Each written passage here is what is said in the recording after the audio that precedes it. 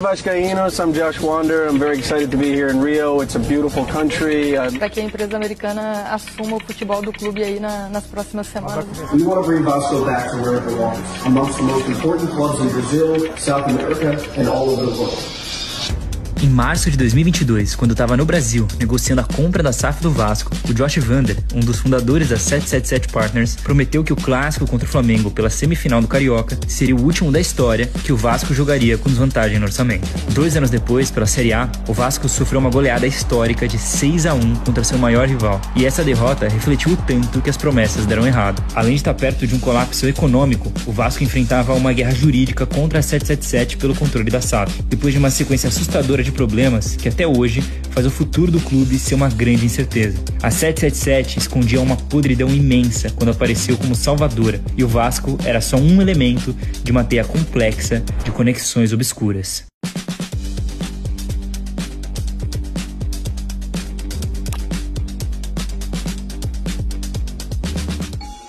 2025 começou intenso para os vascaínos. Em fevereiro, a Justiça aceitou o pedido de recuperação judicial do Vasco, um processo que serve para salvar empresas da falência e renegociar dívidas. Com uma de 1,4 bilhão de reais, esse mecanismo dá um respiro para o clube, que tem um tempo para apresentar um plano de pagamento para quem ele está devendo, enquanto é protegido de cobranças na Justiça e da penhora de seus bens, como o estádio. Outros clubes já passaram por isso, mas o caso do Vasco é inédito no Brasil, já que o pedido de recuperação também era para a SAF, já que as dívidas foram transferidas para o clube empresa. Geralmente, o clube associativo fica com a dívida no seu nome e a empresa nasce zerada, o que traz algumas vantagens. Mas a SAF do Vasco já nasceu devendo 700 milhões. E esse é só um detalhe de uma tragédia anunciada que começou alguns anos antes.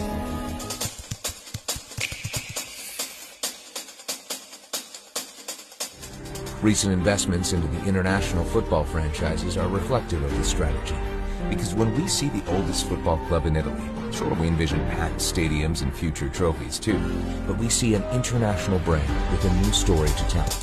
A 777 Partners foi fundada em 2015 em Miami por Josh Wander e Steve Pasqua e investia em vários setores, como aviação, seguros, mídia e entretenimento. Até pouco tempo atrás, eles eram desconhecidos no mundo do futebol. Compraram uma parte minoritária do Sevilla em 2018, mas só investiram pesado mesmo em 2021, com a compra de 99% do Genoa, o clube mais antigo da Itália. Em 2022, a expansão começou, com o Stade Liège da Bélgica, o Red Star da França e o Melbourne Victory da Austrália. Além, é claro, do Vasco. Existia um padrão de clubes com grandes histórias nos seus países, mas que não estavam nas melhores condições, e que para eles pareciam negócios com muitas possibilidades de retorno. Em 2023, eles queriam subir o nível, entrando na elite do mercado europeu, com o Hertha Berlim e o Everton. Mas as dúvidas sobre a saúde financeira da 777 só aumentavam.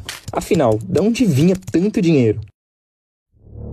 Foi no dia 3 de julho de 2023 que a coisa ficou tensa, quando a revista norueguesa Josimar Football publicou uma matéria chamada O Mistério do Futebol da 777, investigando o grupo e revelando várias questões problemáticas sobre eles. O objetivo principal era entender como a 777 continuava fazendo compras milionárias de clubes ao redor do mundo, quando a maioria dos negócios deles pareciam estar no negativo. Eles mostraram que o grupo tinha dívidas milionárias em vários setores e enfrentavam diversas ações na justiça por fraudes e calotes. A reportagem também mostrava como o Josh Wander era problemático, tinha sido processado diversas vezes, além de que empresas subsidiárias da 777, como a Sutton Park, que deu os primeiros lucros deles, tinham práticas predatórias e abusivas com alguns clientes.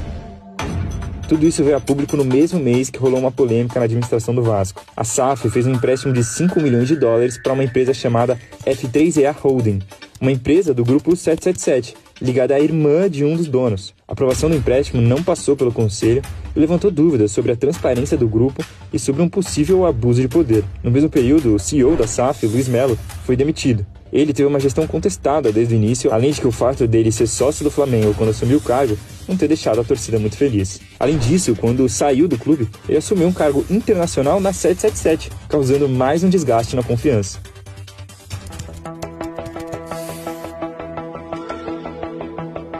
A investigação da Josimar mudou o jogo, mas tinha uma galera que ainda não acreditava nessa revista desconhecida no Brasil. Já na Inglaterra, a 777 ainda tentava concluir a compra do Everton, porque a Premier League, que estava de olho nessas bizarrices, pediu garantias econômicas que eles pareciam não conseguir cumprir. Mexer com a liga mais poderosa do mundo concentrou ainda mais atenção no grupo. Em outubro de 2023, enquanto o Vasco esperava por um pagamento atrasado de 36 milhões de reais a 777, o New York Times também publicou uma investigação sobre as inconsistências deles. Of course, lots of questions have been asked about whether 777 are the right owners for Everton. Josh Vander afirmava que a 777 tinha no mínimo 10 bilhões de dólares em ativos e 60 subsidiárias nos setores em que ele atuava. Mas a investigação descobriu que a maior parte desses negócios dependia de grandes empréstimos, principalmente de uma seguradora chamada ACAP, liderada por um cara bem discreto chamado Kenneth King, que é até um nome bom para você guardar. Enquanto isso, a 777 enfrentava problemas de pagamentos em todos os clubes que operava, além de outros negócios esportivos, como a British Basketball League, que chegou a anunciar risco de falência por causa de um atraso de $1 milhão da 777, que comprou 45% da liga. As contradições ficaram cada vez mais evidentes, e a 777 era vista como uma organização que cresceu muito rápido e de forma nada natural, com processos de alavancagens financeiras.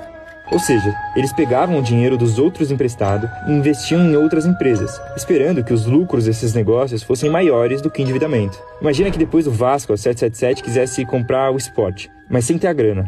Aí, eles iam numa seguradora, pegavam um empréstimo milionário e compravam o Sport com esse dinheiro, esperando que o investimento no clube desse mais dinheiro do que o que eles pegaram emprestado, incluindo a taxa de juros. Mas pensa que essa nova compra, gerando uma nova dívida, estava acontecendo enquanto outros empréstimos estavam longe de ser pagos. Quanto maior a dívida, maior a alavancagem e maior o risco de dar tudo errado. Aquele rolê de dívidas boas, que você sabe que vão dar retorno. Só que no caso da 777, eles estavam fazendo isso sem a menor garantia de sucesso. Com toda a polêmica aparecendo, os clubes geridos pela 777 passaram a pedir mais respostas do grupo sobre essas revelações. No fim de 2023, Pedrinho foi eleito presidente do Vasco e a relação com a administração da SAF ficou ainda mais tensa.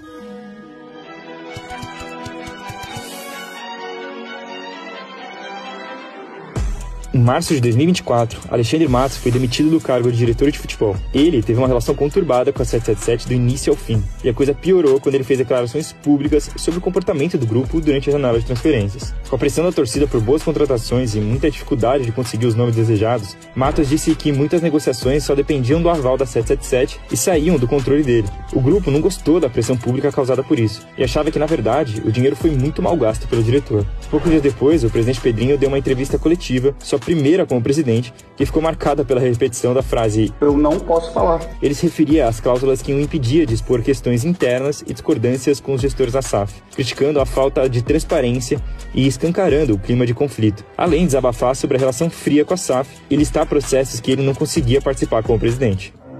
No início de maio, um fundo inglês chamado Leadenhall processou a 777 por fraude na justiça dos Estados Unidos. Eles foram acusados de usar ativos que não eram deles e alguns que nem existiam como garantia dos empréstimos que tomaram, que chegavam a 350 milhões de dólares. Nessa ação, o Leadenhall disse que a 777, na verdade, era só uma marionete de outra empresa, a seguradora ACAP que eu te falei lá atrás. A acusação é que eles não só emprestavam a maior parte do dinheiro que a 777 investia em outros negócios, mas que eles participavam ativamente das fraudes. Os ingleses chegaram a considerar a 777 como um esquema de pirâmide e acreditavam que eles, na verdade, não tinham nenhum dinheiro em caixa para investir e só ficavam movimentando valores de um negócio para o outro dentro da própria empresa, complementando aquelas alavancagens que nada mais eram que um processo de empilhar uma dívida na outra. Com denúncias sobre descumprimento de cláusulas contratuais pela 777 Partners e buscando ter garantias na saúde financeira da empresa, o Vasco, enfim, entrou na justiça contra a 777.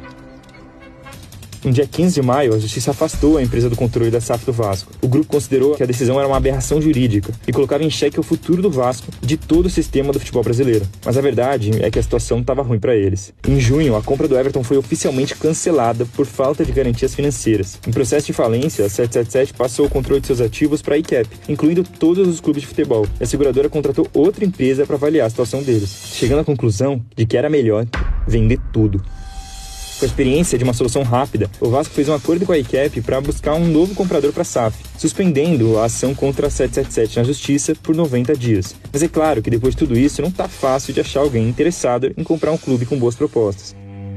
Apesar da 777 ter comprado 70% da SAF do Vasco, com todas essas disputas, os pagamentos nunca chegaram aos 700 milhões prometidos, e a fatia das ações que ficaram nas mãos da ACAP corresponde aos 310 milhões que o clube recebeu, ou seja, 31%, e os outros 69% pertencem ao Vasco Associativo. Para piorar, a batalha da Lidenhall contra a ICAP sobre a negociação dos ativos da 777 continuava, e do nada, os vascaínos precisaram se preocupar com duas empresas internacionais que há pouco tempo atrás eles nem conheciam. Na onda interminável de cobranças, a KPMG, empresa de consultoria que foi responsável por várias partes da negociação entre 777 e o Vasco, também apareceu pedindo mais 5,3 milhões de reais pelo serviço, em um processo que acabou tornando públicos os documentos do contrato da SAF do Vasco depois de 2 anos do acordo. O detalhe é que a KPMG foi uma das empresas que mais incentivaram as SAFs no Brasil, tendo muitos interesses financeiros nisso. Apesar de se tornar referência no assunto, de certa forma ela também falhou em checar as garantias financeiras da 777, que na verdade escondiam uma dívida milionária durante todo esse tempo.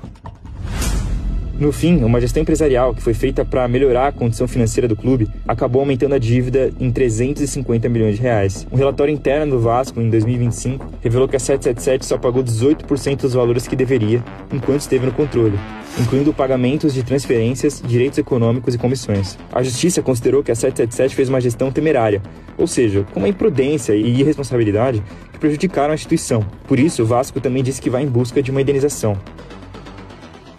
A luta está longe de acabar.